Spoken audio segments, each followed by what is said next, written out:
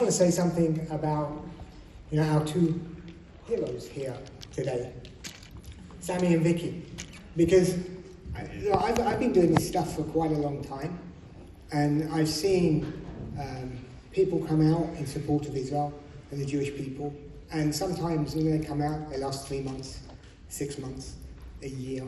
I come from London, we've got a large Jewish community, 10 million people, and I can tell you that you do not know how lucky you are to have Sammy and Vicky on the streets of Glasgow fighting the fight.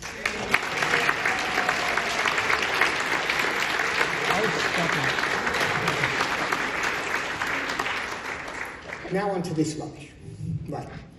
Now the BBC. Now I actually argue that the BBC are the biggest spreaders of anti-Semitism in the United Kingdom today. And I do so not because they produce the most anti-Semitic material. There are obviously some media outlets that outpass even the BBC. The issue we have with the BBC is the legitimacy that the BBC media is given. It is the gold standard for media around the world. So when the BBC say something, when the BBC do something, you'll see that published and going viral everywhere. And I'm going to tell quickly this little story. And what I want to do is I want to empower you. Because one of the biggest problems we have is we all know that the media is fake. We know that there is media coming out that's all, basically Hamas propaganda. And so you stand there and you see it, and we all drown in it, because it doesn't matter whether it's the BBC or CNN or Sky or the NYT or the Guardian, Chaska Shalom, whatever it is, we see the demonization of the State of Israel, and we say, no, it's not true. So all I want to do here is I want to explain how the media gets the news from Gaza and why it looks the way that it does. And I'm going to start with this little story here. Now, back in February, the BBC produced a documentary.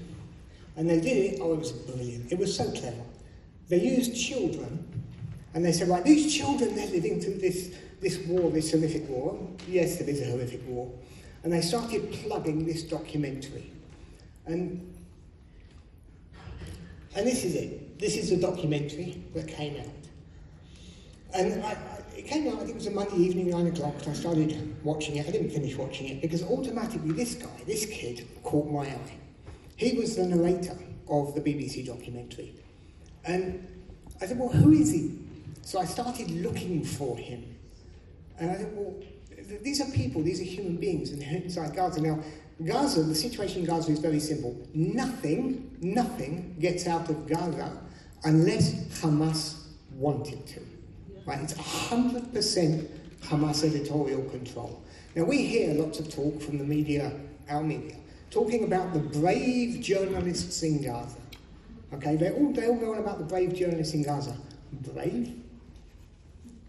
Since October 2023, all of these people in Gaza with press jackets, thousands of them with their cameras, not one of them, not ever, have produced anything about the hostages.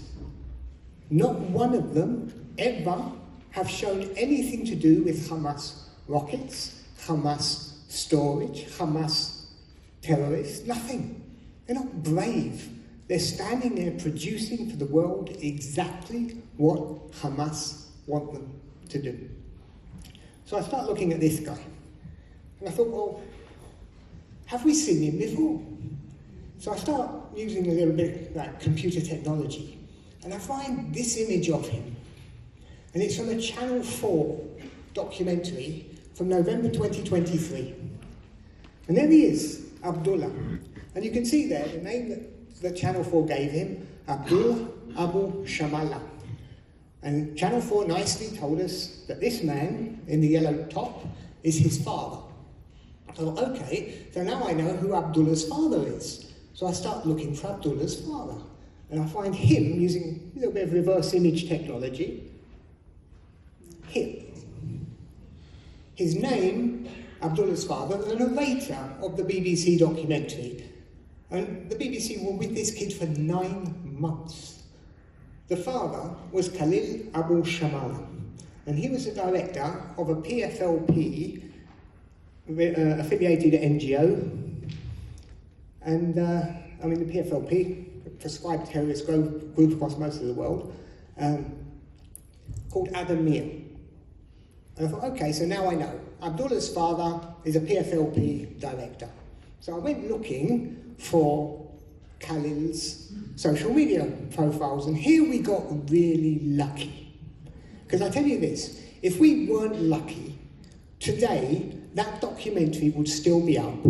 It would be about to get BAFTAs, it would be about to win awards all over the world, and the BBC executives would be rubbing their hands in glee at how clever they had been to put these children on the documentary. But this time, we got lucky. Because on his social media account, I saw this. Now, I don't know who can read or how clear it is. This is Khalil Abu Shamala telling the world that Abdullah, is his nephew, not his son. And he also gave me his full name. So helpful to me, actually, people like this, are eagerly giving me this information. Ayman Abdullah Al-Yazuri. So I knew, first of all, that Channel 4 had lied to us. Channel 4 had given us the wrong name, and Channel 4 had told us the wrong father. So then it was a question of finding who the actual father was. Cue the second piece of luck. This was a post that crossed both names. I had somebody with Abdullah's surname sitting next to Abdullah's uncle saying that they're basically related. So I knew now that this guy, the one on the right, was Abdullah's father. And so now, I looked at his social media. Isn't social media so wonderful, so helpful? All this information out there just waiting to be found. And here is indeed Ayman, his father, proudly talking about his son, who he gives a nickname to, Abud. And then I knew for sure I had his father. So it became a question of who his father actually was. And this is the narrator of the BBC documentary, this innocent child that had been put in front of us for an hour. And there he is. He is actually a minister of Hamas. So the BBC had employed the son of a Hamas minister, paid him money and used him for 9 months to come and lie to every single one of you. Okay? This is what the BBC did. And the moment this came out, the BBC knew they were caught. It took them a couple of days of mumbling and muffling, but they did actually take the documentary down. This was a major strike. You know, they spent hundreds of thousands on this, and this was absolutely nailed on to bring them awards. But we got them to take it down. And just to show you, the way that Gaza society works is very clan-based. His name would have been known to any Gazan. He has a surname that would have been recognized. So there is nobody on the Arab side who would have worked with this documentary and that child who would have been unaware of the connections, because this is his grandfather. His grandfather helped found Hamas, which means we're dealing with Hamas royalty. This wasn't a nobody. Anybody with the name Al-Yazuri would have been connected to that clan, and any Arab living in Gaza, including all of the people the BBC employed to help with this documentary, would have known 100% for sure that he was involved with this family. Now, this is the BBC, and this is a kind of, this is not a select few articles. When you go on the BBC website and you look at what they're actually saying about the conflict, it all flows one way. The BBC engine room is full of people. It's not some abstract, it's full of people, and these people have bias. And what I've heard from insiders is that for every single story, that a journalist tries to pitch to push a positive message about Israel or the hostages, there are between 50 and 100 going the other way. And that's the result. An endless stream motivated by people who really just want to demonize Israel. So what I want to do now is have a look at how you get the news. Because this is really important. You know, it comes to us presented in a really pretty package.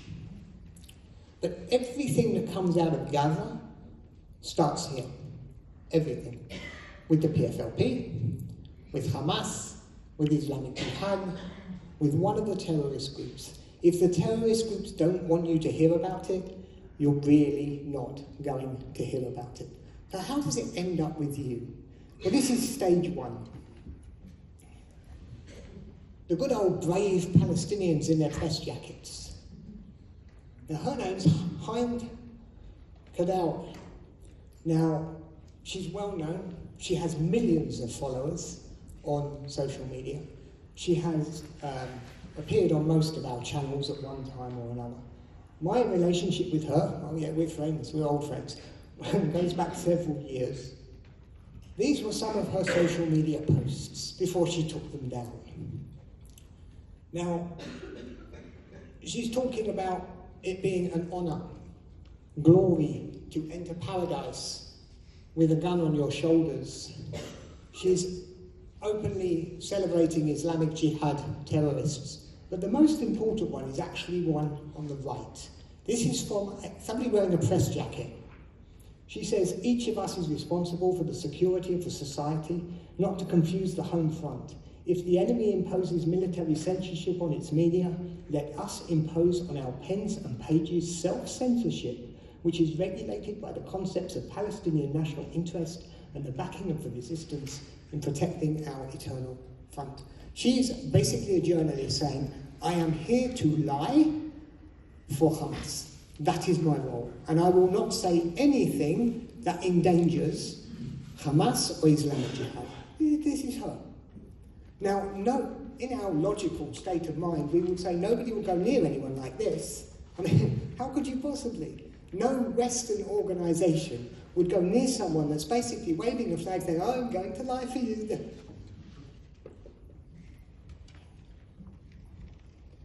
The Royal Television Society nominated her for an award as the Emerging Young Talent of the Year.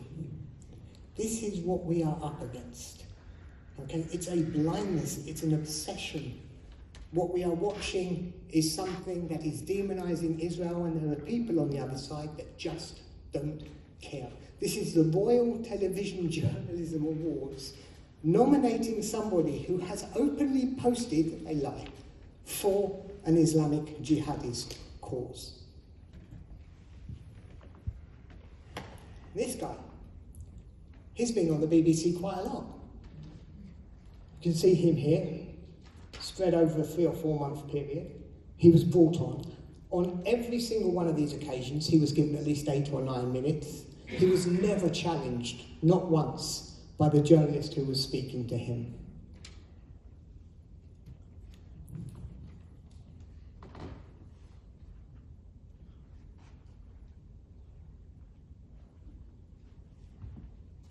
You know, the one on the right you can clearly see is a celebration of October the 7th.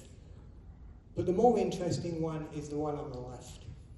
It was posted on January the 28th, 2023.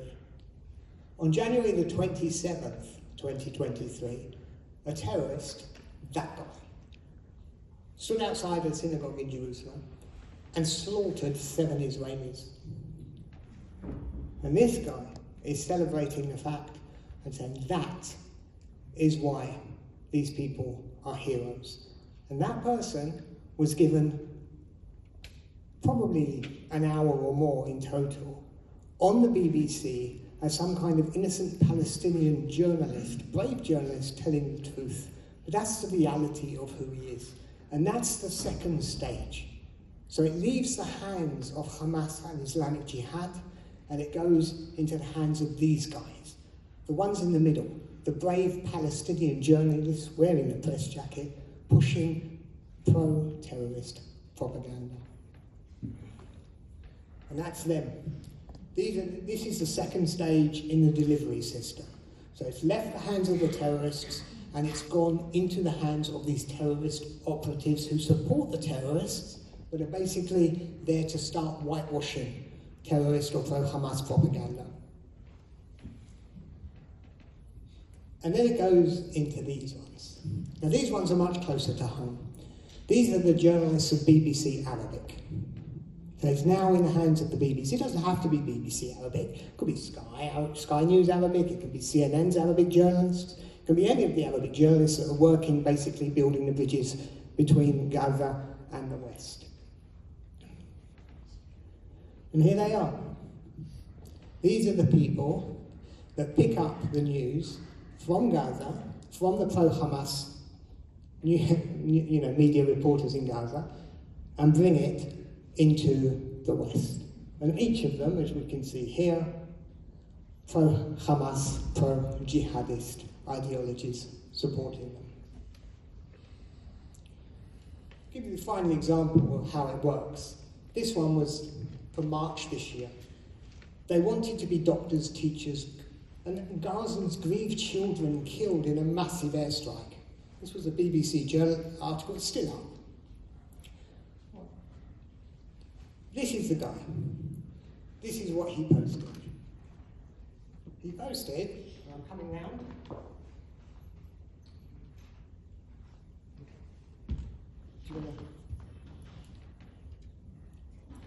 He posted about his uncle, or his family member. And he was the commander of the Palestinian Revolutionary Committee's Salah al-Din Brigade. So this family is terrorist royalty again. We're talking about leadership of a jihadist organization. This is the home that was hit. And he posted it. The guy who's sitting as the image on the BBC journalist. And then there's this guy. This was posted by the man's wife. And this was her uncle. He was the Secretary General of the Islamic Jihad's military brigade. In other words, this article that the BBC presented of one innocent family that was actually killed were the product of a marriage between two key leaders of the terrorist families in Gaza, and that's the way it's presented to you. It's presented to you as if they're innocent, but these are the people that are sitting behind it. These are the people that are actually being hit. So, in finishing, the news comes to you looking like this. You look at the screens, and these are the people sitting there in London who speak neither Arabic nor Hebrew and have never been to Gaza and don't understand anything about the conflict. They're sitting there telling you the news. And when you see them in the screens, when you see them telling you that news, always remember that what is really behind these people is him. Thank you.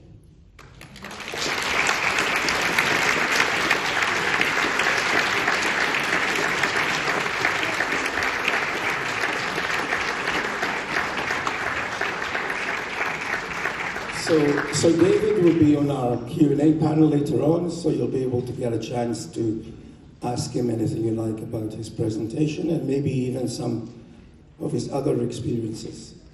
So we have another short video for you now.